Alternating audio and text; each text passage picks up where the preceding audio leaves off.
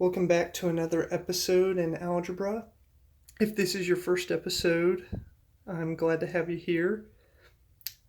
I am trying to build a community of those interested in mathematics, be that high school teachers, junior high teachers, students, or just math nerds like me.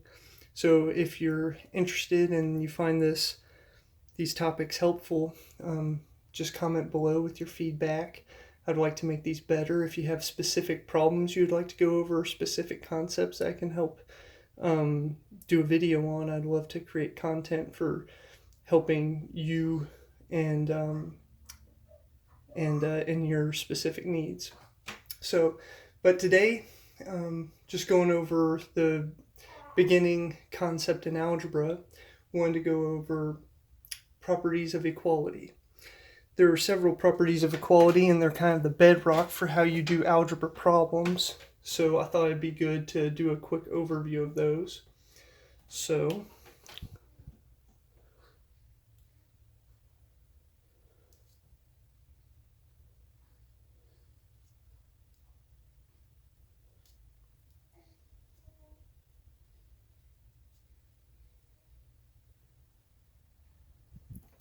properties of equality.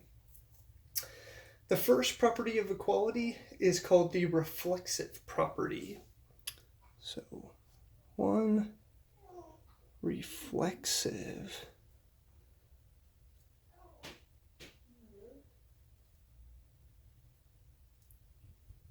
And if I make a spelling error, my apologies. I'm not the best speller. But the reflexive property of equality is pretty simple. All it says is A equals A. So that's pretty straightforward. But we use that a lot. So it's important to lay out as the first property. The second property that we have is the symmetric property.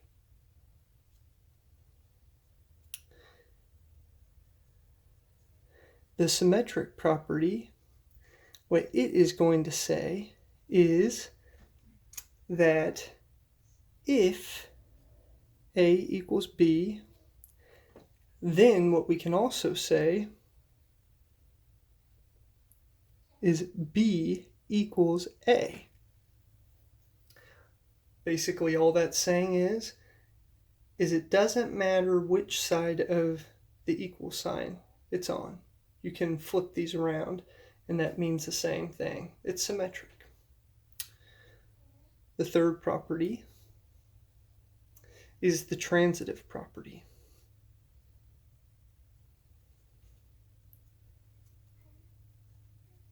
I really like the transitive property because this gets thrown around a lot in conversation outside of math. And it very rarely makes sense outside of math also. That's why it can be fun. People like to use this a lot for sports teams, beating one sports team and then being better than another sports team. But what this transitive property says is if A equals B and B equals C, then I can say A equals C.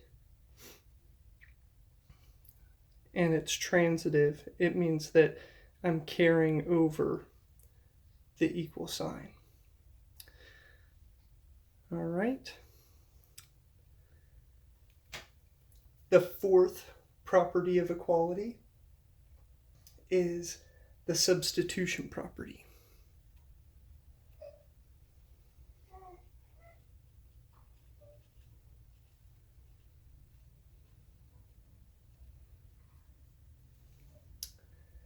For the substitution property, what we're going to say is if A equals B, then I can substitute A for B in all equations. And vice versa. I could substitute B for A in all equations. So 5. The fifth is the addition and subtraction properties.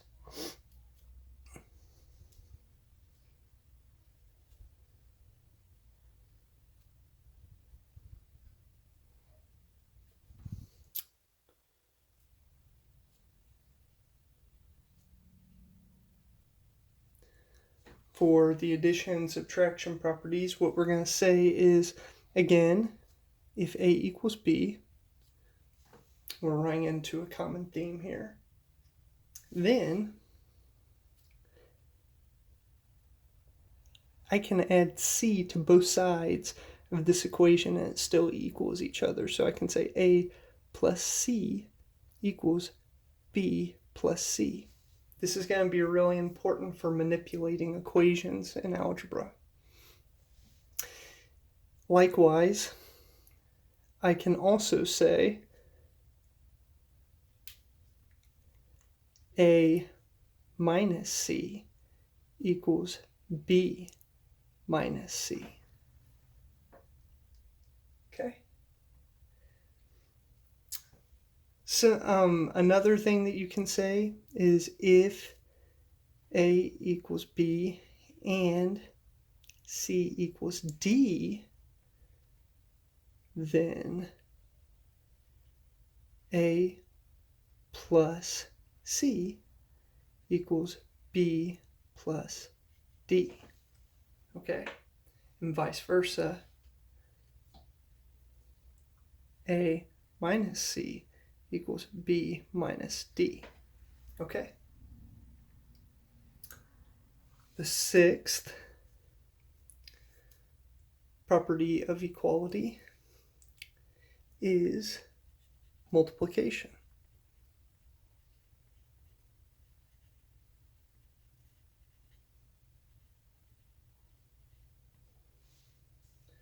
For multiplication, we're going to say if A equals B,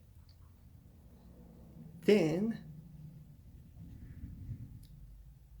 A times C equals B times C. A lot of times in algebra, if we have two variables next to each other, we won't put an X for multiplication. We'll just put them right next to each other.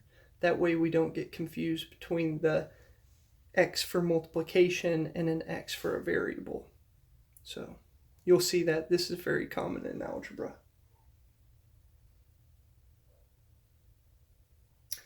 And also we have if A equals B and C equals D, then AC equals BD.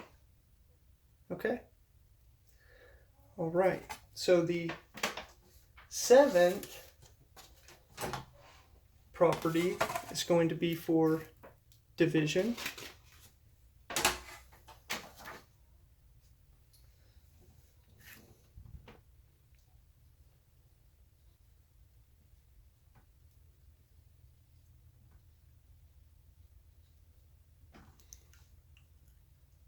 For this, we say if A equals B, then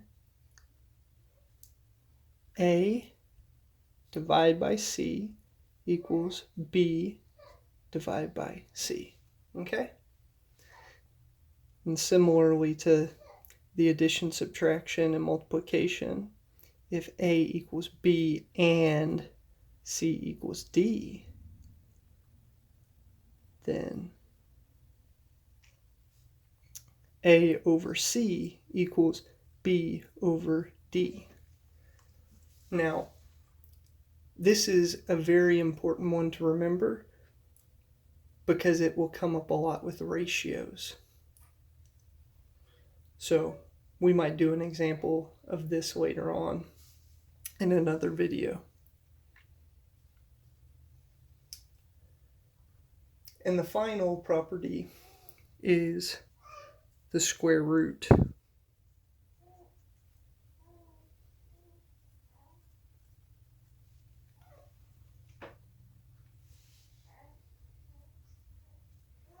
And you know what? I'm just now remembering there's a very important caveat to this last property for division. So C and D cannot be 0. That messes up your equation. So for both of these, if A equals B and C cannot be 0, and C equals D cannot be 0, because if these were 0, you can't divide.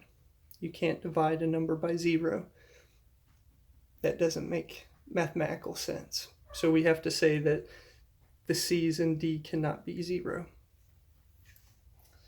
So moving on to the square root property, we say if A equals B and A and B are positive, so we say that greater than or equal to 0, then the square root of A equals the square root of B. Okay? These are the official properties of equality, but I would also like to give you a bonus property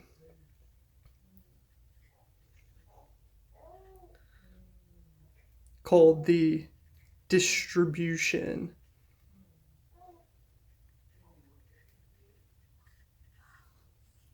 The reason I bring this up is this is something you might need to do quite a bit in your algebra manipulation.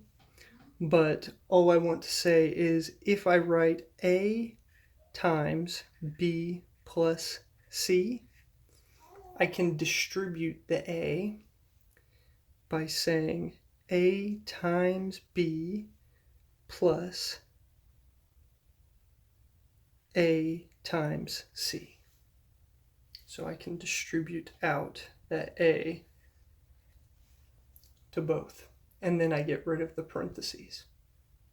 So that's all I have for today.